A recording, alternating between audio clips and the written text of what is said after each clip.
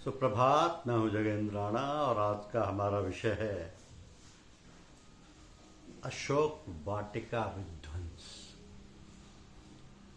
अशोक वाटिका विध्वंस। देखिए, समस्त शास्त्रों के पारंगत विद्वान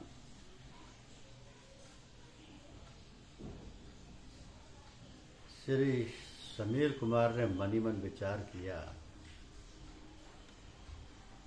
दूत का कार्य स्वामी के हित के लिए मार्ग प्रशस्त करना है।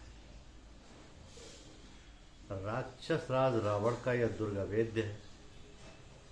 इसके प्रत्येक द्वार पर इतने अद्भुत और शक्तिशाली यंत्र लगे हैं जिनके रहते किसी भी वीर वाहिनी का इसमें प्रवेश संभव नहीं। दूसरे, इस अगम लंका को मैंने रात्रि में देखा है। हनुमान जी ऐसा विचार कर रहे हैं। दशग्रीव के व्यक्तित्व एवं उसके योद्धाओं का कैसे पता चले? शत्रु की सैन्य शक्ति की जानकारी आवश्यक है। इतना ही नहीं, रावण को आतंकित कर उसका मनोबल गिराने से भी लाभ होगा। माता सीता भी दिए गए आश्वासन का विश्वास दिलाने से धैर्यपूर्वक अपने दिन काट सकेंगी। अतएव लंका को भलीभांति देखकर इसके अधिपति रावण से मिलकर ही जाना अधिक उपयोगी होगा। पर दशमुख से भेंट कैसे हो? यदि असुर किसी प्रकार उत्तेजित हो जाए तो निश्चय ही मैं रावण के सम्मुख पहुंचा दिया जाऊंगा। बस अपने मन में इस प्रकार की योजना बनाकर श्री पवन पुत्र उछलकर एक वृक्ष पर चढ़ गए।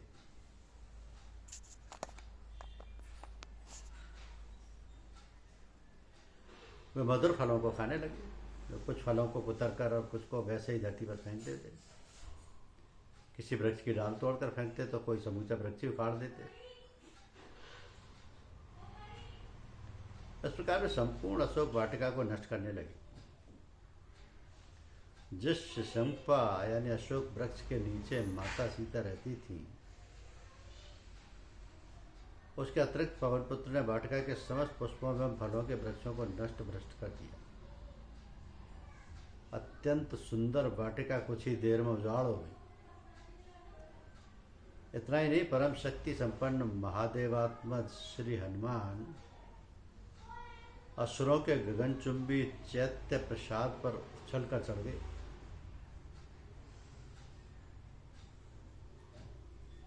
वे परम तेजस्वी शिवावतार कपीश्वर विशाल शरीर धारण करके लंका को प्रतिध्वनित करते हुए उस प्रासाद को तोड़ फोड़ कर नष्ट करने लगे। तो विशाल काय हनुमान जी की गर्जना सुन तमोगुणी राक्षस भयभीत होकर जग पड़े। वे नाना प्रकार के प्रास, खड़ग, फरसे तथा अनेक प्रकार के अस्त्र शस्त्र लेकर चैत्य प्रासाद की ओर दौड़े। अत्यंत मनोहर अशोक वाटिका की दुर्दशा देखकर वो चकित हो गए। असुरों ने कुपित होकर नंक दृष्टायुध पवन पुत्र पर आक्रमण कर दिया, किंतु अनंत शक्ति संपन्न श्री हनुमान के सम्मुख वे क्षण भर भी टिक ना सके। प्रासाद के कंगूरों एवं वृक्षों के आघात से वहीं मर मिटे। कुछ विकट मुख वाली भयानक राक्षसियों ने श्री जनक नंदिनी के पास जाकर उनसे पूछा, ये वानराकार विकट वीर कौन है? माता सीता ने उत्तर दिया, राक्षसों की माया तो तुम ही जानती हो, मैं दुखिन क्या बताऊं।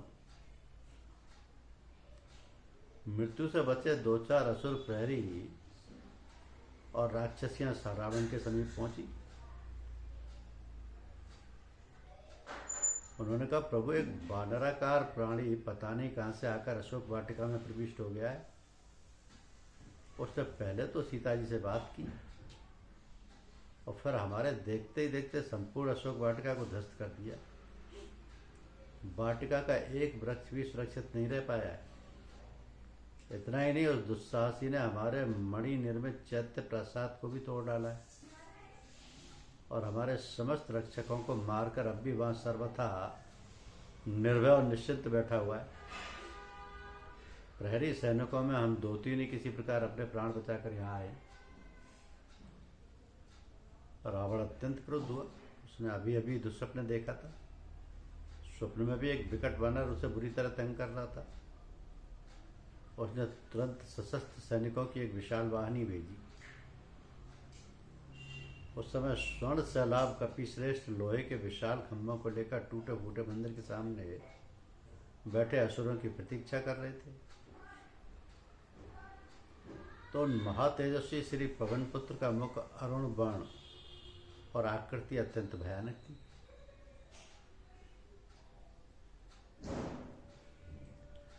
असुरों की विशाल वाहिनी आती देख उग्रवेग हनुमान जी ने भयानक गर्जना की।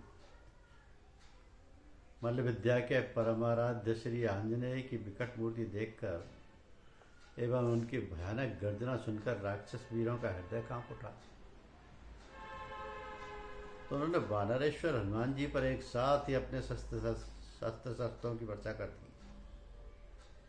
किंतु अमित विक्रम क्रोध संदक्त लोचन श्री पवन पुत्र के प्रहार के सम्मुख वे विवश होकर कुछ ही क्षणों में मृत्यु मुख में प्रविष्ट हो गए। अब असुरों की विशाल वाहिनी के विनाश की सूचना रावण के पास पहुंची। वह संवाद से अत्यंत चकित हुआ। उसने अपने मंत्री प्रहस्त के पुत्र जम्बूमाली को शत्रु वानर को बंदी बनाकर या मृत रूप में लाने के लिए भेजा। जम्बूमाली विशालकाय, क्रोधी और संग्राम में दुर्जय था। वो क्रोध में उन्मत्त होकर अशोक वाटिका के लिए चला। चैत्य प्रसाद भंजक हनुमान जी फाटक के छज्जे पर खड़े थे। सशस्त्र असुर वीर को अपनी ओर आते देखकर वो प्रसन्नतापूर्वक गर्जना करने लगे। जम्बूमाली ने श्री पवन पुत्र पर तीक्ष्णतम शरों की वर्षा की। हनुमान जी घायल हुए, किंतु उन्होंने एक ही झटके से उसका गर्भ खर्ब कर दिया। असुर का प्राणहीन शरीर पृथ्वी पर गिर पड़ा। अब प्रहस्त पुत्र जम्बूमाली और अपने किंकरों की मृत्यु की सूचना पाकर राक्षसादेव रावण आश्चर्य में डूब गया। उसने अपने मंत्री के अमित तेजस्वी अत्यंत बलवान धनुर्धर अस्त्रवेदताओं में श्रेष्ठ और परस्पर होड़ लगाकर शत्रु पर विजय प्राप्त करने की इच्छा वाले 7 पुत्रों को भेजा। वह 7 अद्भुत वीर अपनी सशस्त्र वाहिनी के साथ एकाकी रुद्रांश को मारने चले। वह पराक्रमी मंत्री कुमार तपाए हुए सुवर्ण से चित्रित अपने धनुषों की टंकार करते हुए बड़े हर्ष और उत्साह से आगे बढ़े। उधर सूर्य के समान तेजस्वी श्री पवन कुमार प्रचंड लौह स्तंभ लिए असुर सेना की प्रतीक्षा में बैठे थे। तो असुरों ने उन पर एक साथ भयानक बाण वर्षा की। समर प्रिय परम पराक्रमी श्री हनुमान जी ने उनके तीक्ष्णतम शरों से अपनी रक्षा करते और घोर गर्जना द्वारा उन्हें भयभीत करते हुए उन पर आक्रमण किया। कुछ ही देर में शस्त्रों सैनिकों के साथ 7 मंत्री कुमार धराशायी हो गए। बची कुची सेना भयाक्रांत होकर भाग गई।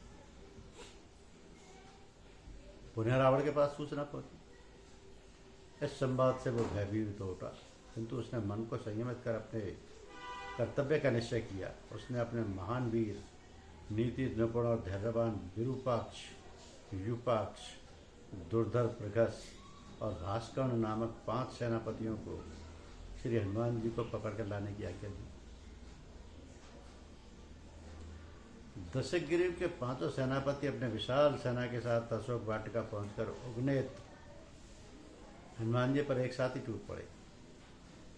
उस समय हरांशज हनुमान जी का आकार भयानक पर्वत तुल्य हो गया। उनकी भीषणतम आकृति एवं आकाश को विदीर्ण करने वाले गर्जन से असुर निष्प्राण से हो गए। उनके अस्त्र शस्त्र परम शक्ति संपन्न श्री अंजनानंद को खिलौने तुल्य प्रतीत हुए। उन्होंने कुछ ही क्षणों में समूची सेना के साथ 5 सेनापतियों को रौंद डाला। उनकी लाशों से वहां की धरती फट गई।